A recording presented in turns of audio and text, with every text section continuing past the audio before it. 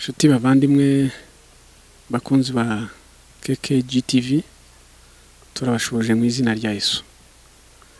Nkuko mubimenyereye, amazina ni Godfrey Kabagambe.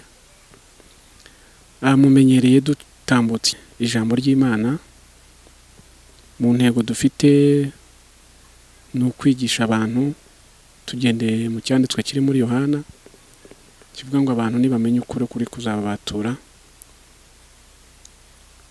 Mu busanzwe dukora ibikorwa bibiri mu mwaka.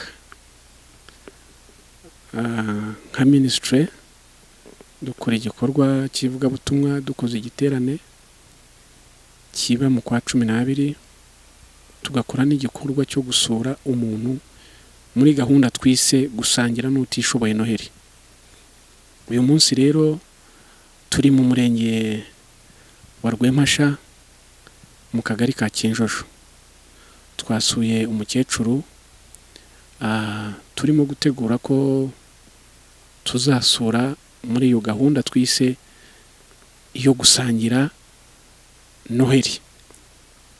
Uyu mwanya rero nagira ngo umukecuru turi kumwe nawe hano, nagira ngo tumuhe umwanya atangire abibwira. Umukecuru twagusuye rero, turagira ngo wibwire abantu badukurikiye. Ndabashuje mu izina rya Yesu. Ubu ndi Kabayire Carolina. Nkaba nabonye abashyitsi nabakiranye n'umutima mwiza. Murakoze cyane. Murabona umukecuru twasuye, umukecuru mama Kabayire Carolina twasuye mu murenge wa Rwemasha.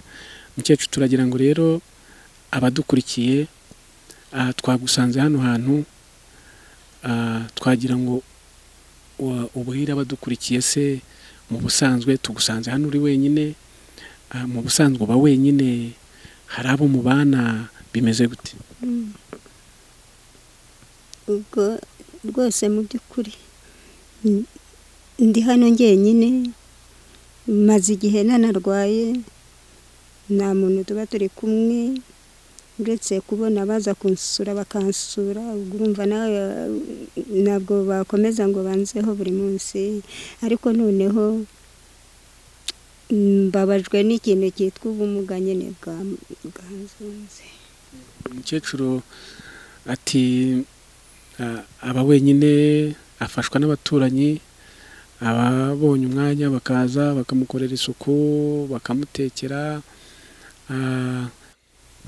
Umukecuru tubwiye ko ufite ubumuga, ariko ntabwo watubwiye ubumuga ubwo aribwo. Dore hano hantu ubu hari igihe hakikora hakambabaza, bikazamuka bikandya, aya mano hakabibwa uyu mutsi wangaha ugira gutyo ukararika aya mano, ariko byaba byoroheje ngatambuka nyine nkagenda. Ariko noneho ikintu kinyishe ni ikintu cyankatiye gutya kimaraha. Ubu ngubu niko kuba ntagenda ntafite akagati. Urumva ntabwo ushobora kwikorera umurimo ukomeye ngo niba wenda mfashe nk'isuka nka kuriya ngo ngiye guhinga, ndahita nkweduka neza nanirwe kongera gusohoka habe namba. Ubwo ngubwo n'ubwo bushyimbo ni abantu bawunereye, ntabwo ari njyewe. Maze igihe mu nzu nyine naramugaye burundu rwose. Ariko ubundi ntaracika iritako. Ubundi aha nahasindagizaga nyine nkahagenda. Ubumuga se hari aho wigeze ujya kwa muganga bakakubwira bati ni indwara wenda iyi n'iyi? Ubu ngubu bwo muri uru ruhande barambwiraga ngo ni imitsi, ngo ni iki, ariko noneho njya kwivuza bampa ibinini, bantera n'inshinge, byepe neza biranga. Nk'uko mu kumubona arakomeza kuribwa, ntabwo ibintu byinshi bikenewe birahari. Nk'uko yatweretse no mu nzu, nawe ni gake ashobora gusohoka akaba yakwitegurira n'iryo funguro, ariko ikibazo kinini yatubwiye ntabwo yashobora kugera aho bakura amazi, ntiyashobora kuzana inkwi, ariko yatubonye turi nko hafi ye ashobora nko kubiyikorera iyo abaturanyi batabimufashijemo. Ese mukecuru, aha hantu utuye hari ahantu ufite isambu wenda ushobora kubukuramo ibyo kurya, hari ahantu ufite wenda inka yawe ikamwa amata, bimeze gute? ntaho guhinga mfite, nta n'itungo mfite, agakana nari mfite karapfuye, urumva ko nako bari bampaye none karapfuye, ubwo rero mbayeho gutyo nyine. Murakoze cyane. Hano turareba ufite inzu ni ntoya ugereranyije, ese iyi nzu ni wowe wayiyubakiye mu mafaranga yawe cyangwa n'ubundi bufasha waba warabonye?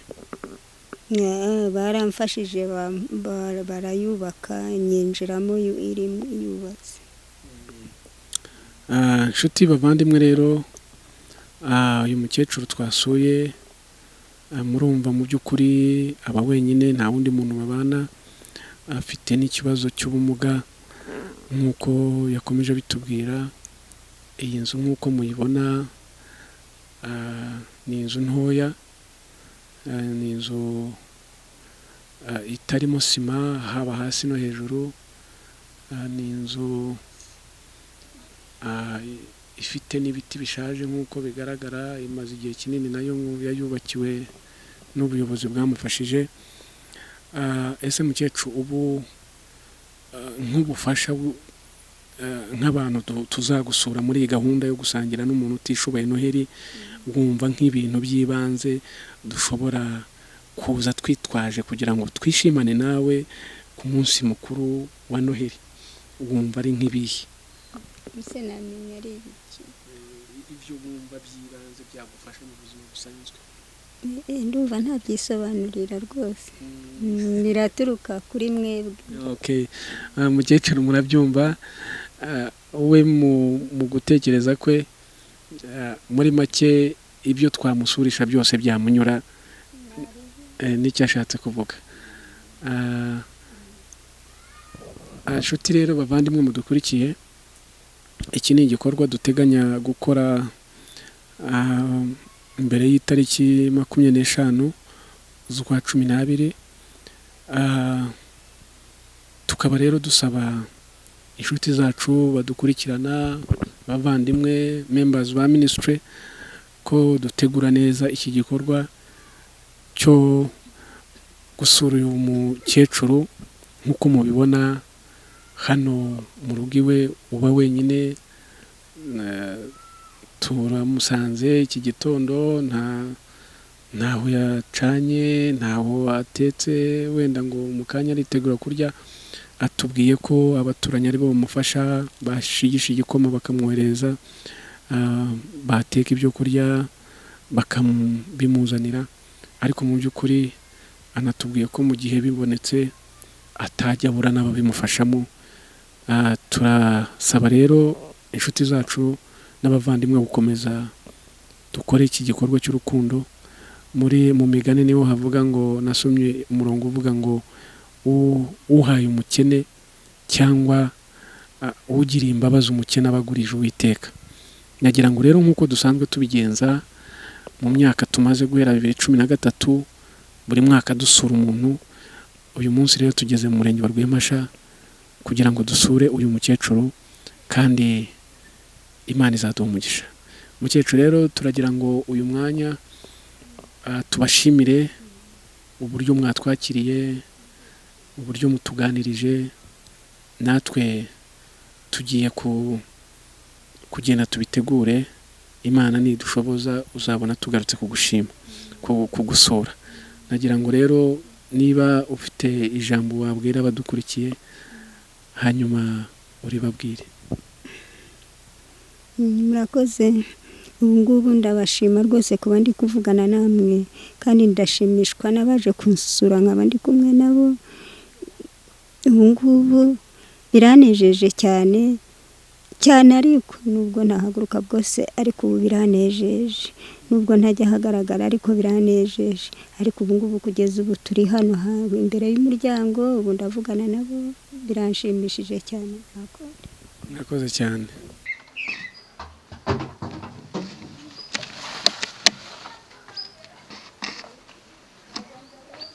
turagushimye Imana yacu nyiri ubuntu bwinshi, nyiri imbabazi nyinshi, nyiri ubutware n'ubushobozi. Tugushimiye ko uri Imana nziza, Imana ishoboye byose. Uko biri kose dufite impamvu zo kugushima. Tugushimiye icyambere ko warinze ubugingo bwacu, ukarinda n'ubugingo bw'uyu mukecuru. Ijambo rye riravuga ngo nta kintu na kimwe kibaho utakizi kitari mu bushake bwawe. Wari ubizi ko uyu munsi tuzaduteranira mu rugo rw'uyu mukecuru, ntaho tuziranye, nta sano dufitanye, ariko kubw'ubuntu bwawe n'umugambi wawe ushimye ko tugera muri uru rugo rw'uyu mukecuru. Uko biri kose, uko ababazwa, ubuzima abayeho, Mana turabigushimiye ko umurinze agihumeka. Tweretse gahunda rero dutegura yo kugira ngo dusangire n'umuntu utishoboye Noheli. Turagusabye ngo udushyigikire Mana yacu, mu ntego zacu dufite nuko hari umuntu umwe wanezerwa, hari umuntu umwe wavuga gukomera kwawe, hari umuntu umwe wavuga ishimwe kuri wowe Mana binyuze muri twe. Ukomeze rero dushyigikire, utugirire neza, ubuzima bw'uburinde aba amahoro, ukomeze umugire neza muri iyi nzu, ukomeze umuha abamutabara, ukomeze umuhe abamuba hafi mu izina rya Yesu.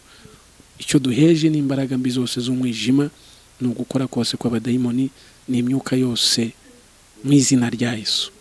Mu izina rya Yesu turananiza imbaraga zose z'umwijima.